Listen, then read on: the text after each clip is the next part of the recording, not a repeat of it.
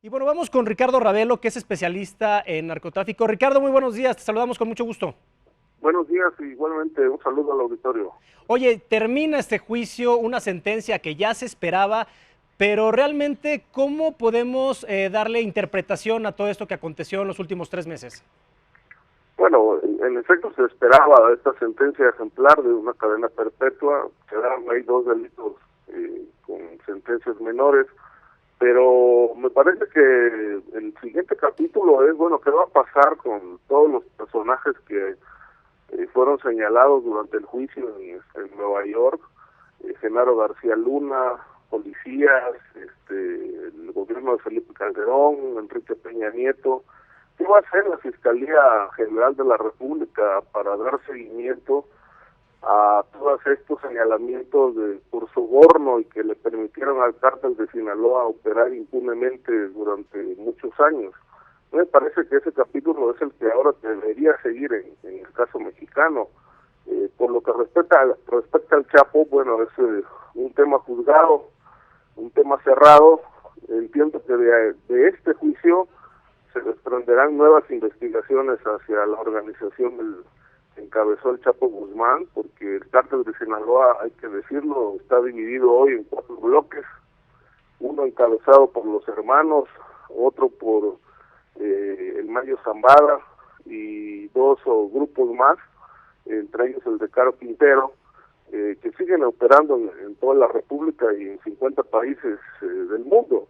Me parece que todavía el capítulo Sinaloa tiene mucho que dar. Si las autoridades mexicanas, en este caso, retoman el hilo de las investigaciones para dar seguimiento a los señalamientos que en el juicio se hicieron en contra de funcionarios mexicanos. Oye, Ricardo, me gustaría tocar dos temas contigo que acabas de mencionar. El primero es esta división que tuvo el cártel de Sinaloa, estos 4 grupos que ya bien mencionaste. Con este tipo de noticias, aunque ya se esperaba, ¿hay algún cambio en cómo jerarquizan, cómo priorizan o cómo llegan a manejarse? Y la segunda y más importante es, mencionaste nombres puntuales como Genaro García Luna, como algunos funcionarios cuando estuvo de presidente tanto Enrique Peña Nieto como Felipe Calderón. Al parecer no tienen ningún valor jurídico el hecho que se hayan mencionado como defensa, pero ¿sí crees que pueda haber de alguna manera algún seguimiento puntual de lo que se dice y aunarlo, no sé, a todas las investigaciones que están llevando hoy en la Fiscalía del Gobierno Federal? Mira, en el primer punto, desde que fue extraditado el Chapo Guzmán en 2017 a Estados Unidos, el cártel de Sinaloa, hay que recordar que tuvo una crisis, una guerra interna, una lucha por el poder, que terminó con la detención de Damaso López y su hijo, que eran los que estaban de acuerdo con las autoridades generando esta violencia por el control de la organización criminal. A partir de ahí, el cártel de Sinaloa se divide en 4 bloques, uno encabezado por los hijos del Chapo, el otro, según las indagaciones, lo encabeza Aureliano Guzmán Loera, el hermano. Un tercer bloque estaría encabezado por Rafael Caro Quintero, liberado hace algunos años, entiendo que ahí mediante unas argucias legales no muy claras. Y un cuarto bloque estaría a cargo de Ismael El Mayo Zambada. Se trata del mismo cártel, pero dividido en 4 cabezas, en 4 bloques. Esto entiendo que como una estrategia para evitar pues que una sola cabeza finalmente sea quien represente el liderazgo absoluto de este grupo. ¿Y qué ha cambiado? Me parece que esta dinámica del crimen organizado ha cambiado bastante, porque ya no son grupos piramidales, sino grupos horizontales. Y Sinaloa, obviamente, está encabezando, a partir del gobierno de López Obrador, una suerte de tarea de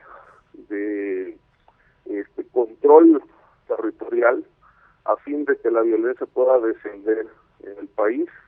Esto explica, por ejemplo, la violencia en Michoacán, la violencia en el norte del país, en Tamaulipas, por ejemplo, en Veracruz, y en buena parte del Golfo de México. Oye, Ricardo, te quiero agradecer muchísimo el tiempo, este análisis que nos estás haciendo. Y por último, ya para despedir, una pregunta personal. ¿Va a haber tercera película de un posible y muy complicada fuga del Chapo Guzmán en alguna de las cárceles de Nueva York?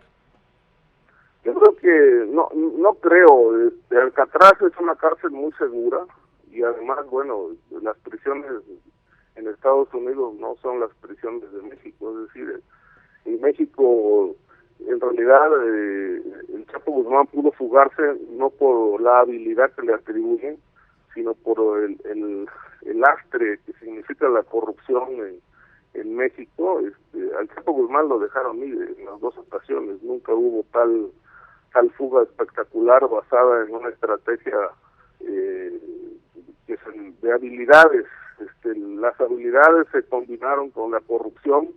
En el gobierno de Vicente Fox, al Chapo lo dejaron ir, y en el segundo intento, en la segunda fuga de Puente Grande también hubo complicidades del gobierno para dejarlo ir. Bueno, Ricardo, muchísimas gracias. Estamos atentos a cualquier cambio que pueda haber, a cualquier noticia que pueda haber acerca de esto. Te agradecemos, por supuesto, este análisis que nos das. Buenos días. Igualmente, buenos días.